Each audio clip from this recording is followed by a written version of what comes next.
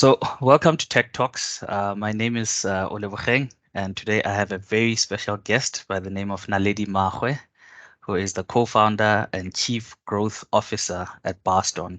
So, Brastorne is an innovative startup based in Botswana that utilizes USSD technology along with SMS and voice technology to create solutions for the rural communities in Africa.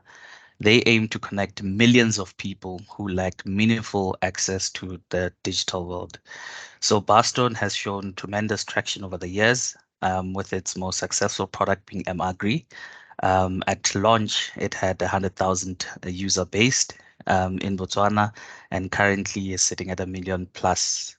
Barstone is also part of the DRK, they're a portfolio member there, and MIT Solve, and have recent are also part of the Google for Startups. But yes, I'm here with Naledi today. She's going to share a bit more insight about their journey with Brastorne. Naledi, how are you today? I'm great. Thank you so much for having me. I'm great. Yes, Naledi. I usually like to start the interviews with a bit of background just to try to get to know you. So who is Naledi, and what has been your journey thus far? Um, that's always a hard question to answer because I think naturally who we are is we usually link it to our work and our personal lives. But I would just say that I'm a person who's committed to social impact, and I commit myself to my work in such a way that it drives and it achieved my personal purpose, which is to make a positive impact in other people's lives. So that's sort of a core value of mine. And I make sure that any endeavor that I pursue has to be linked to making another person's life better in one way or the other. And so I believe that's why where I am, and that's why I'm in the business that I'm in. It's really all about impact. Yeah, I think that's basically what it is. That is great to hear. So maybe a bit about where you come from. I know you guys are based in Botswana. Your upbringing, how was it like? Are you from an entrepreneurial family? Were you an A student at school? You know, that type of background. Yeah. Okay. So yes, I am based in Botswana. I was born and raised in Botswana. Did a little stint in the US, and I'm from a very normal, I guess, middle class family. My mom is a deputy dean at a university. My dad is an engineer before he retired. So I guess because of, the parents that I have, school has always been something that's very important to them, and education, as well as working hard to achieve what you need to achieve. I've been inspired by my parents, and I have a very close relationship with my mom. She's one of the most goal-oriented people that I know, and has really been a core anchor for my life, and has driven me to always achieve, and knowing that I always have to work to being the best possible version of myself. So yeah, in terms of my background, where I am, I then ended up um, going to university, getting a degree in marketing, and then getting an MBA. And I've done other courses along the lines as well. I have a background working in marketing, and also working for NGOs, and doing technology for development projects. And that kind of it got me to where I am now in terms of the work that I do. I wouldn't say I feel like I bumped into tech by chance or by purpose. I don't know, but it's people usually expect me to have a tech background in terms of my educational qualifications, but I don't. It's something that I stumbled along in the journey, and the focus was more on the impact that we could reach, as well as the opportunity. And I worked and collaborated with my partner, who has a bit more of a technical background than I do. And we also then got exposed to other partners that do similar work, and we got to learn and scope out opportunities in our country and our local economy to see how we could drive an impact. And so then that led to us experimenting with our current products, seeing what works locally and what doesn't work, until we refined a product that made sense for our market. And we have since then built relationships around it and has since continued to focus more on growing our platform. That's awesome.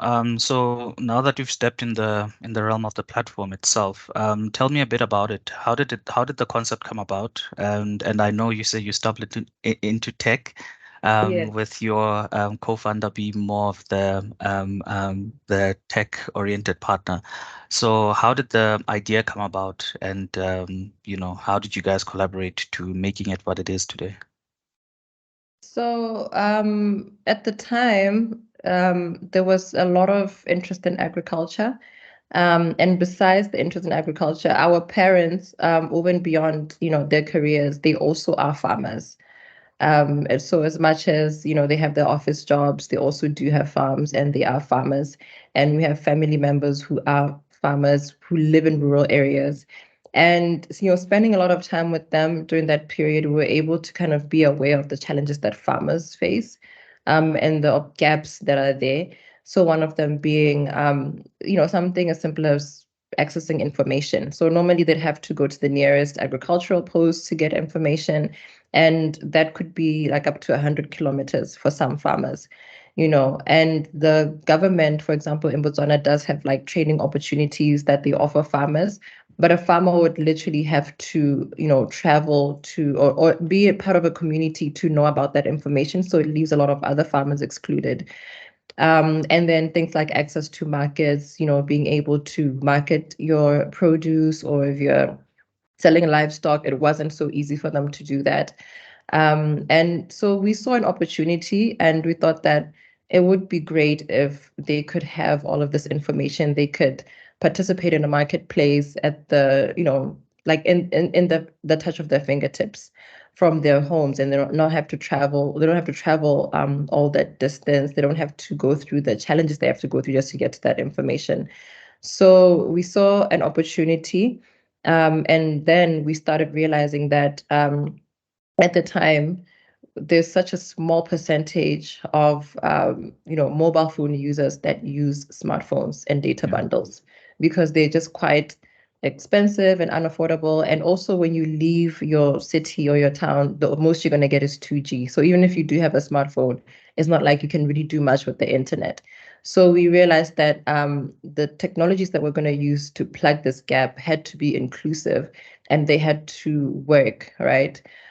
So then, we started learning more about USSD and SMS, and realized that we could actually use these technologies that people are already familiar with and use them to plug those gaps, right? So we focused more like on the problem, and then we had to come up with a solution that works and is relevant and would be used and applied and adopted, instead of focusing on building some really cool, beautiful, fancy app, right?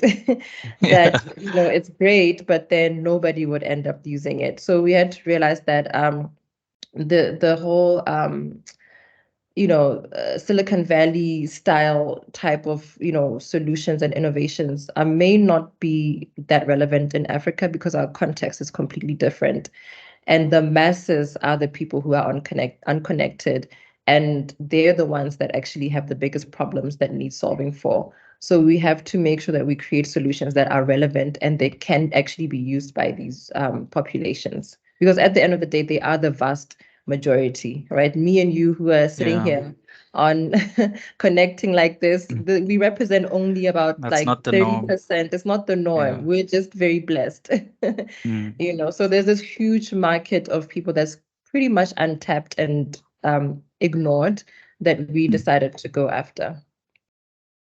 That is fantastic, and I think here in South Africa we are also sort of faced with a similar problem that you'd find urban areas largely connected, but the rural areas, data is not sort of cheap and affordable for the market there, and there is an economy in the rural areas that would sort of also benefit from this type of information and technology. But yeah, that's what interests me about the platform, its simplicity and its impact as well. My dad is a farmer as well, and every time I go home, he'll ask me like, what are the meat prices like before he goes to auction? So that information for him, it will be relatively easier for him to get if he had something like this to quickly just do that, get the meat Mhm. prices, go to the auction informed, so that when he sells, he knows where the bets should sort of align. But Yeah. take me through the platform itself. Agri. What are the features of it?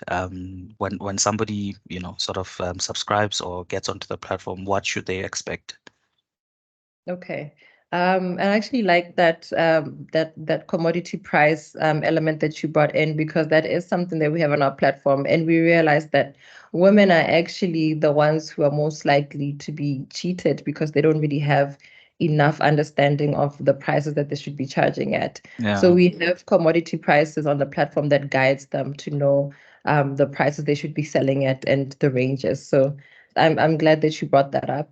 But the platform, so it's on USSD. You dial a short code, just as you would when you're, using a mobile money platform or topping up airtime. It uses a short code. A menu comes up, and on this menu, you have a chat platform. So on the chat platform, you can communicate with people just as you would on WhatsApp, but this is on USSD. So you can send information, you can receive information, or messages rather, and you can be a part of group communities. You can have group chats, you can send broadcast messages. So just think of a WhatsApp, but that works on USSD. Right. And that's the most important part of our platform, because it facilitates a community, and enables people to connect with each other and learn from each other as well. Mm, And then we have our information section where farmers can go and get information that can help them improve their yields or improve their farming practices.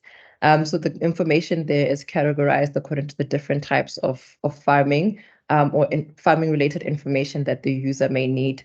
Then we also have a marketplace. On our marketplace, users can open stores and describe their products, and people can place orders, and then they can communicate and go and have a physical transaction.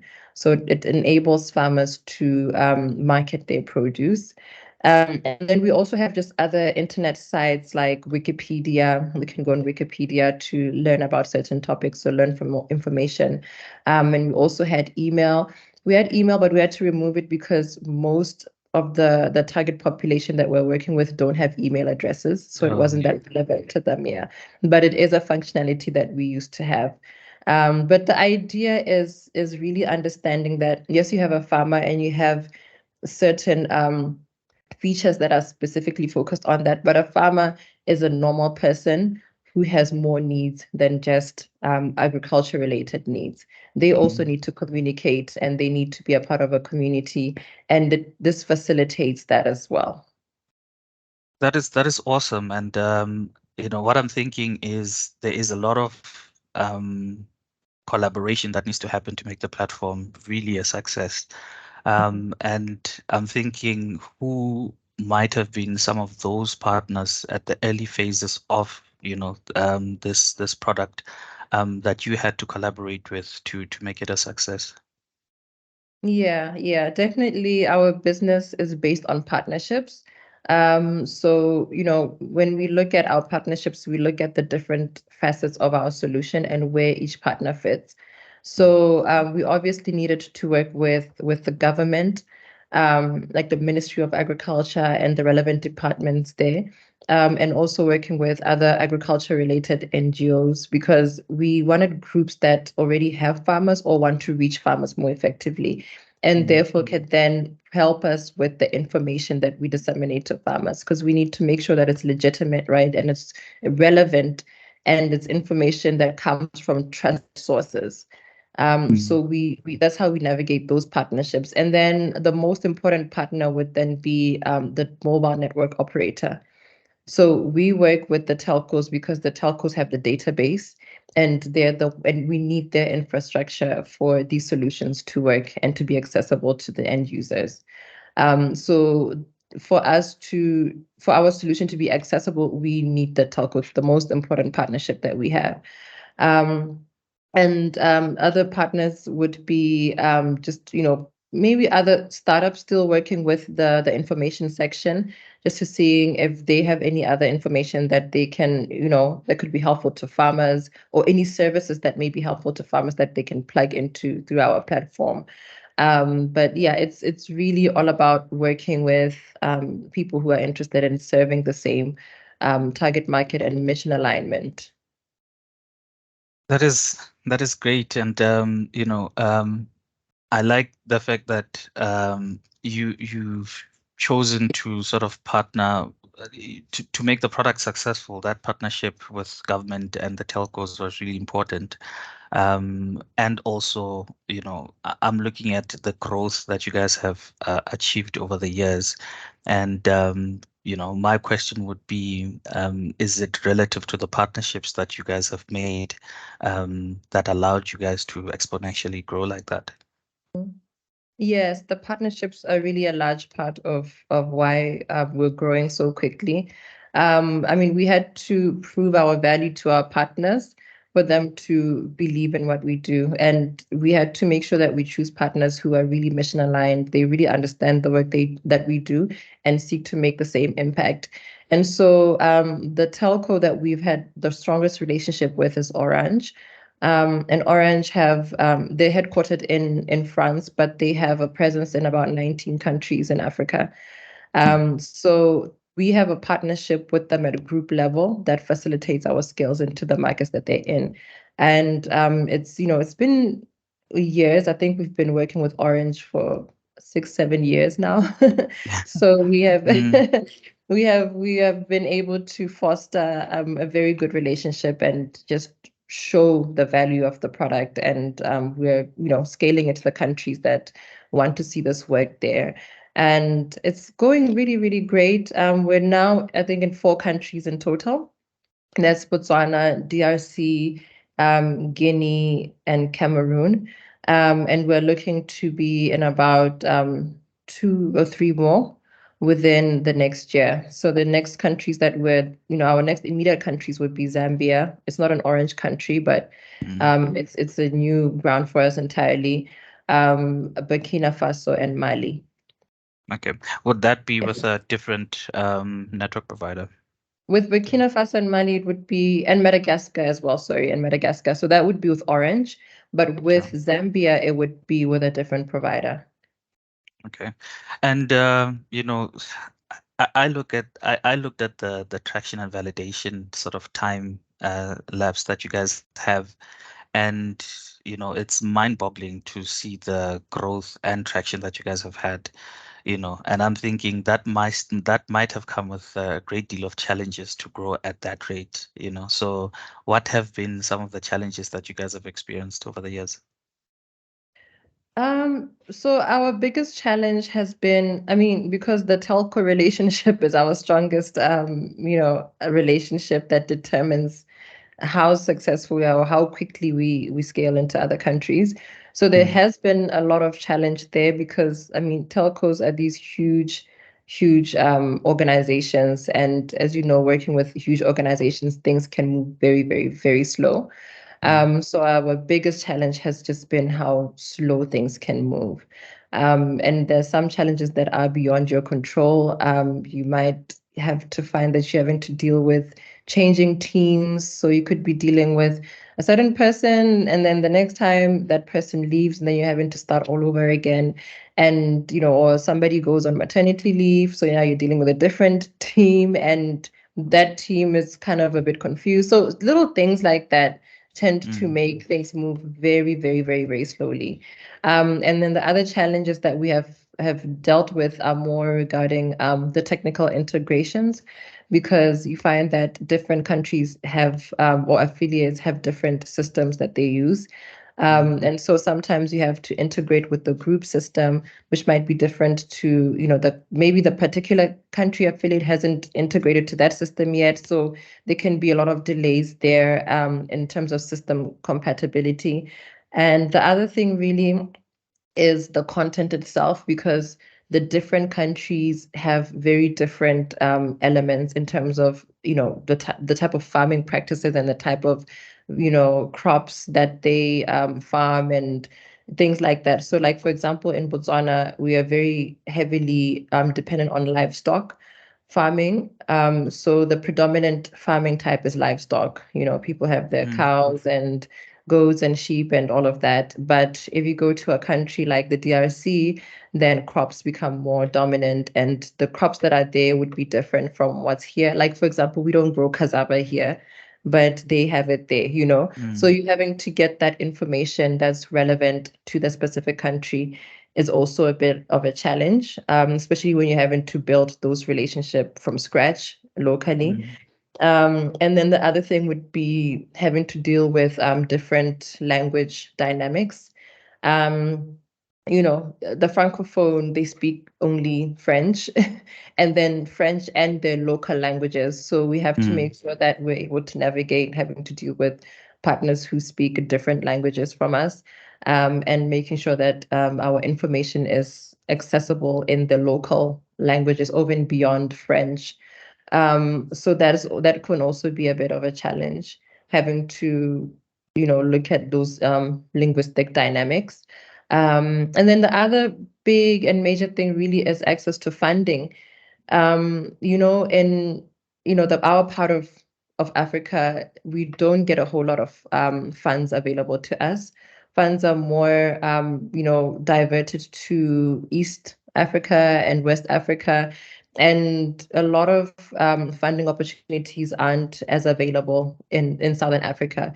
And if they are, then there's a lot of preference to go to South Africa. So when you're from Botswana, you're really, really limited in terms of what you can find, especially if you're only in Botswana. We started finding that it was easier for us to find and access funding once we expanded into other markets. But when Botswana was the only market that we were in, it was a huge, huge struggle. So we had to learn how to build a business model that was really sustainable, because we had no choice. We didn't have much opportunity to do it in any other way. So yeah, funding has been quite a big challenge. And the other challenge also being capacity as well. We're a small team, and for us to achieve the level of success that we want to, we still need to hire, more brains, people who are smarter than us with more experience to be able to help us reach the impact and the potential that we want to. That's that's um that's quite really strong challenges that you put for more especially the funding part. So funding is it's not easy to come by, and I'm just wondering, at the scale at which you guys have grown, how much of it was bootstrapped, and where did the funding really come in to help you guys exponentially grow? For the most part, it was bootstrapped. Mm, We were lucky that we were able to have a business model that was sustainable and producing growth. So we reinvested a lot of our income and our profits into the business.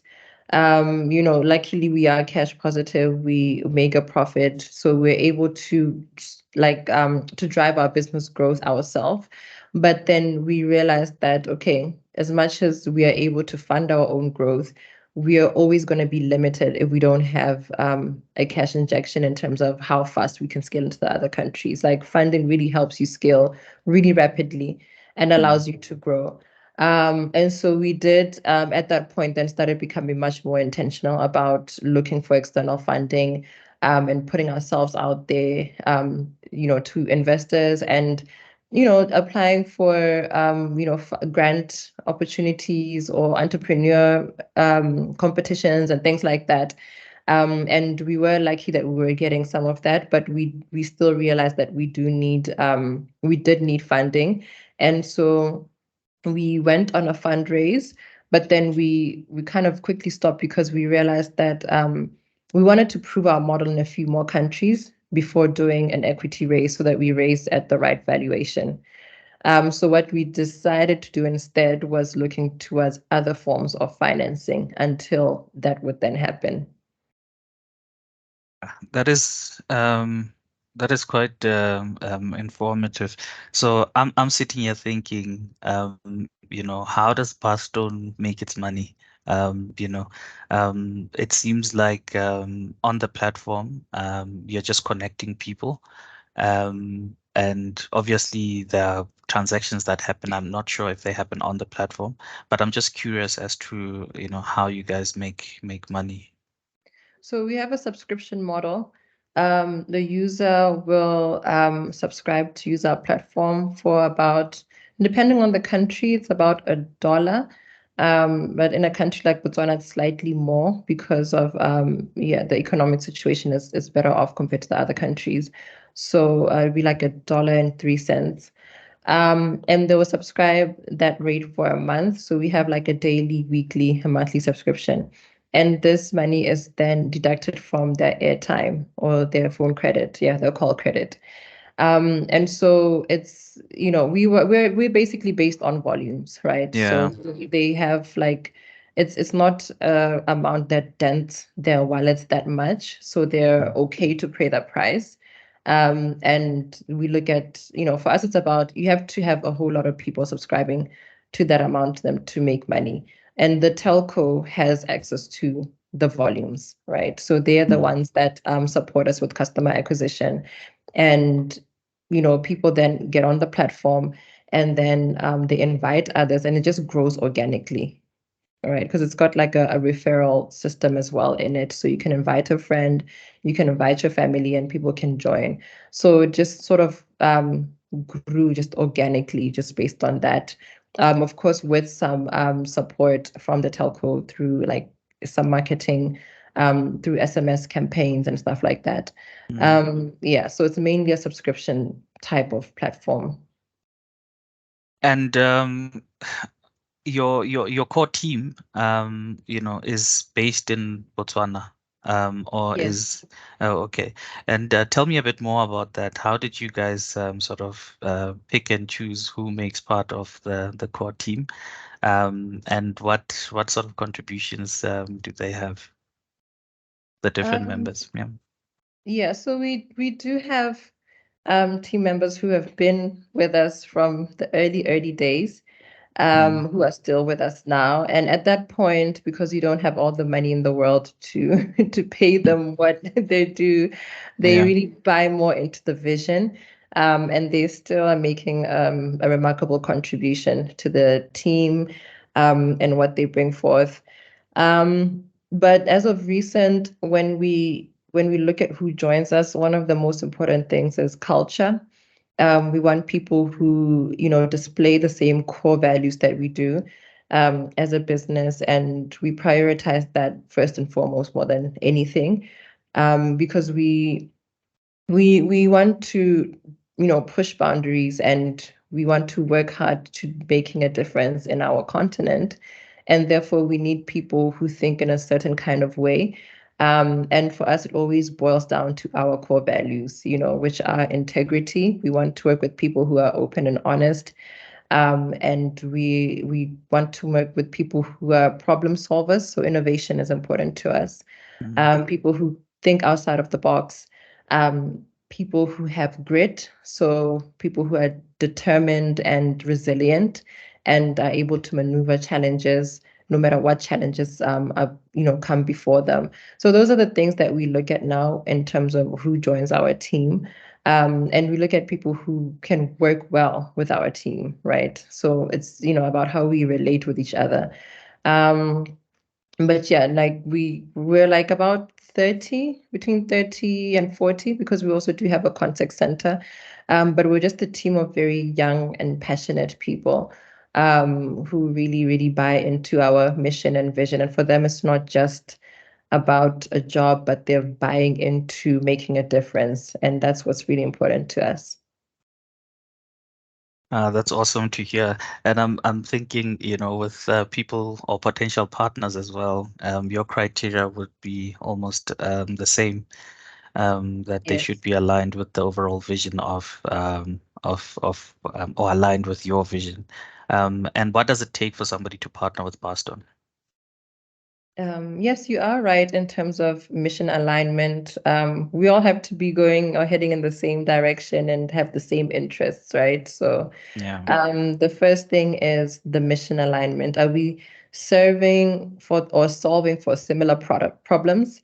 Are we looking at, the same target market and how we can address for, or solve for them? And how can we do that together? So we're always looking to partner, but the limitation would be that we have to be mission aligned. We have to be able to complement each other in what we want to achieve and be heading in a similar direction.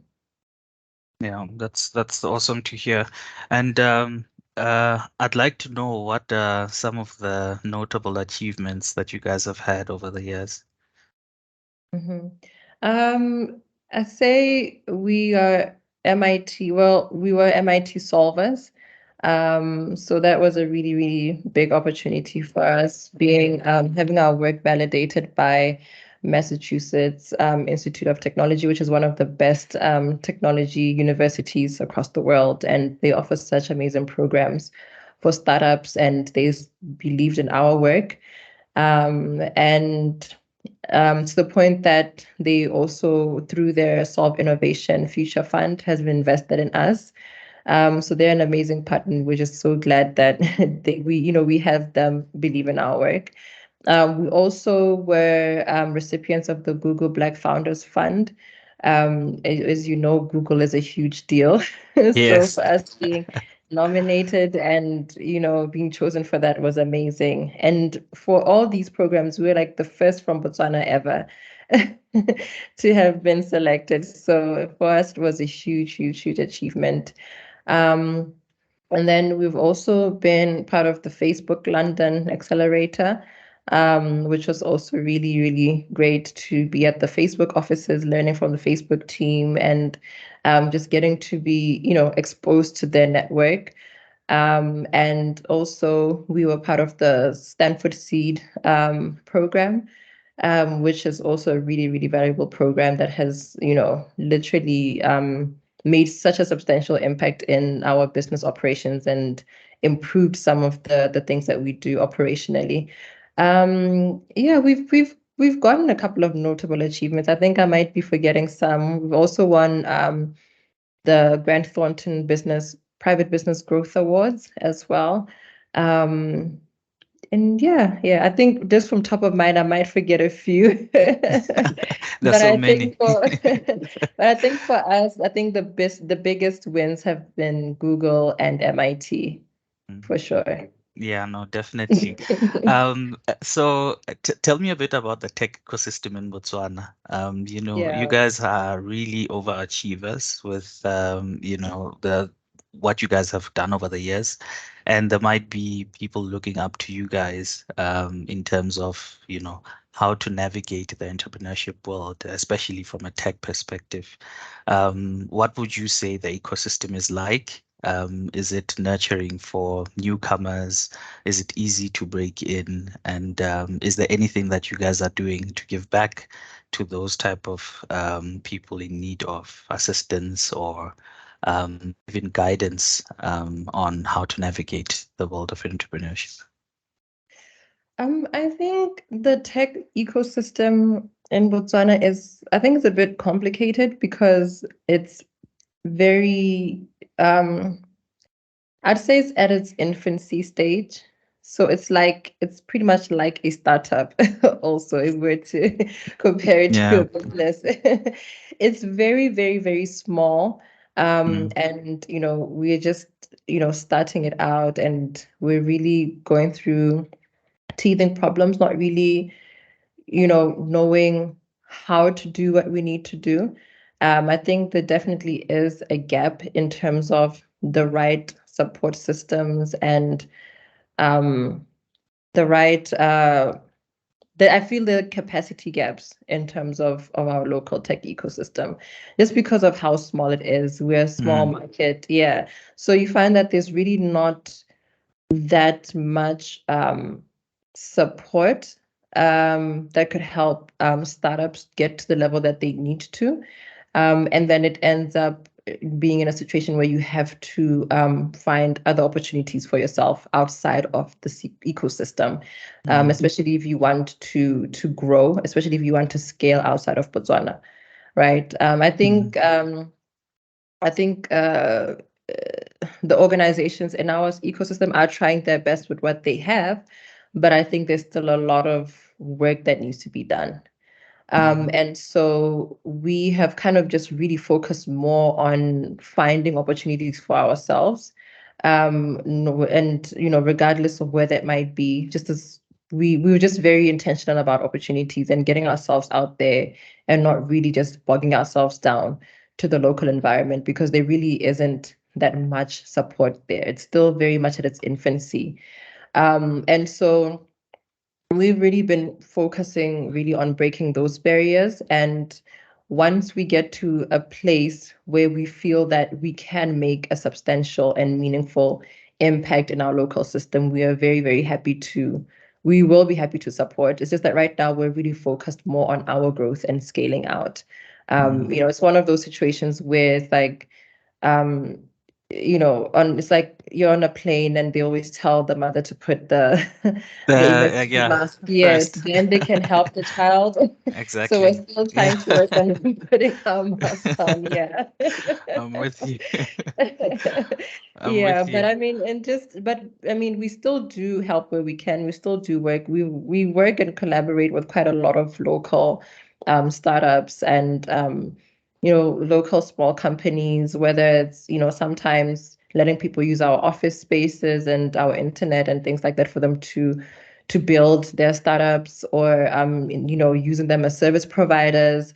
We work and help them in the little way that we can. But right now we're just really, really heavily focused on our growth and expansion so that we can then ultimately contribute to the ecosystem more meaningfully and more efficiently. No, no, no.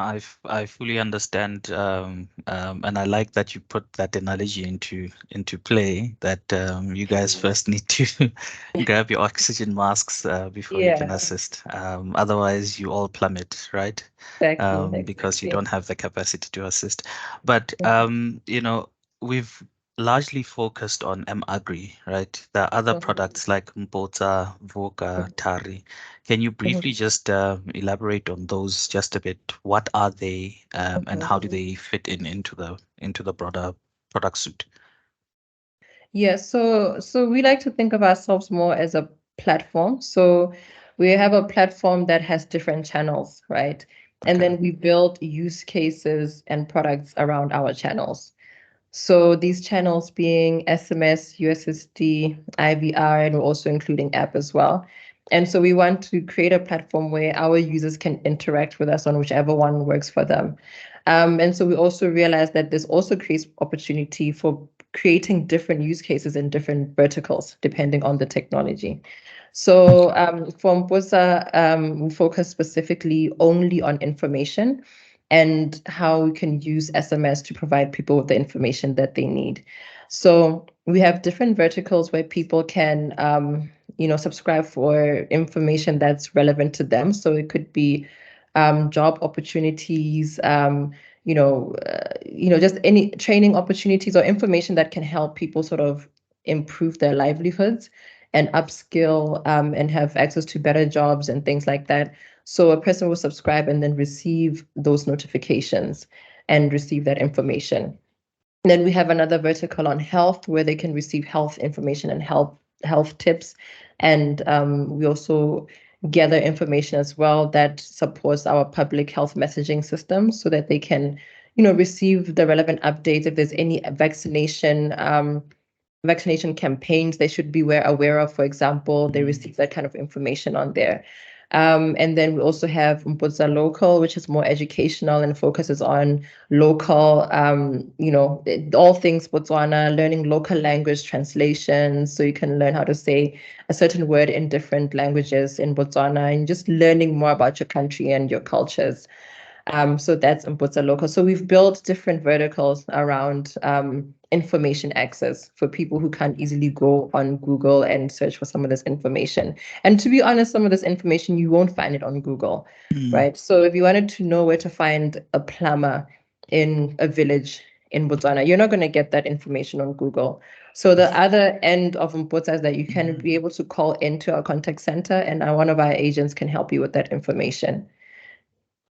Right. So that one is just mainly more about information.